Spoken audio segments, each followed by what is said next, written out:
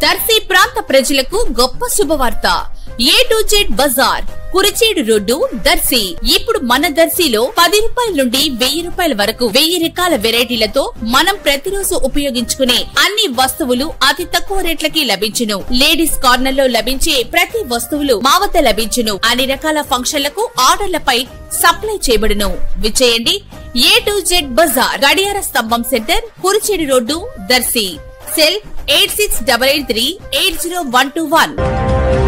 సుపరిపాలనలో తొలి అడుగు కార్యక్రమంగా సోమవారం దర్శి నియోజకవర్గం కుర్చేడు మండలం కల్లూరులో 33/11 విద్యుత్ సబ్ స్టేషన్ ను రాష్ట్ర విద్యుత్ శాఖ మంత్రి వర్యులు గొట్టిపాటి రవికుమార్ శంకుస్థాపన కార్యక్రమం నిర్వహించి అనంతరం ప్రజలను ఉద్దేశించి మాట్లాడుతూ దర్శికి కాబోయే ఎమ్మెల్యే డాక్టర్ గొట్టిపాటి లక్ష్మి అని అందరి హర్షధ్వానాల మధ్య తెలిపారు. డాక్టర్ గొట్టిపాటి లక్ష్మి కూడా ఈ కార్యక్రమంలో పాల్గొన్నారు. ఆవిడ కూడా ప్రాక్టీస్ వదిలిపెట్టి నన్ను ఆదరించిన ప్రజల కోసం చంద్రబాబు నాయుడు గారి ఆశీస్సులతో ఇక్కడ నేను తప్పనిసరిగా సేవ చేయాలని ముందుకు వచ్చారు. ఇందాకే చెప్పారు, వాళ్ళ తాతయ్య గారి దగ్గర కరెంట్ ఇస్తే వాళ్ళ బాబాయ్ తీసుకొచ్చి సబ్స్టేషన్ తెచ్చింది. ఇన్ని చేసుకుంటూ మనకి ప్రాంతాల్లో అభివృద్ధి కొన్నటువంటి మిమ్మల్ని ఒకటి అడుగుతున్నా.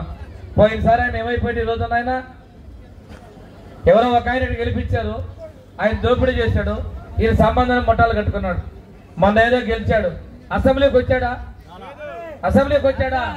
మీరు గెలిపించారు, అసెంబ్లీ కూడా రాడు. కానీ ఈ రోజు మాట్లాడడానికి వస్తున్న బురదజాల గారికి చంద్రబాబు నాయుడు గురించి మన ప్రభుత్వం గురించి మాట్లాడే అర్హత వాళ్ళకి లేదు. ఈరోజు మీరు గెలిపించారు కదా, అసెంబ్లీకి రావాలి కదా. మీ పక్షాన్ని ఎవరు పోరాడుతున్నారు చెప్పండి. ఇక్కడ దర్శనంలో ఎవరు చేస్తున్నారు మీ పక్ష పోరాటం? మీ అభివృద్ధికి ఎవరు కట్టుబడి ఉన్నారు? మీ సంక్షేమం కోసం ఎవరు కృషి చేస్తున్నారు? తప్పనిసరిగా అటువంటి కళ్ళబొల్లి వ్యక్తుల మాటలు నమ్మకుండా మీకు అండగా ఉండే వ్యక్తుల్ని మనం ఆదరించాలి. ఇక్కడ మళ్ళీ తెలుగుదేశం మీరు కృషి చేయాలి. మీలో మీకు వ్యక్తిగతంగా స్వార్థాలు ఉండొచ్చు, ఏమైనా తగాదాలు ఉండొచ్చు, పార్టీ మీద రుద్దబాకండి. ఈ రోజు చంద్రబాబు నాయుడు గారు ఎంత కష్టపడుతున్నారు. ఆయన 53 రోజులు జైలుకి వెళ్ళాడు. ఎవరి కోసం పోయాడు? ఏ తప్పు చేస్తే పోయాడు? తెలుగుదేశం పార్టీ కార్యకర్తలకు అండగా ఉండి ఈ రాష్ట్ర ప్రజల కోసం నిలబడ్డాడు.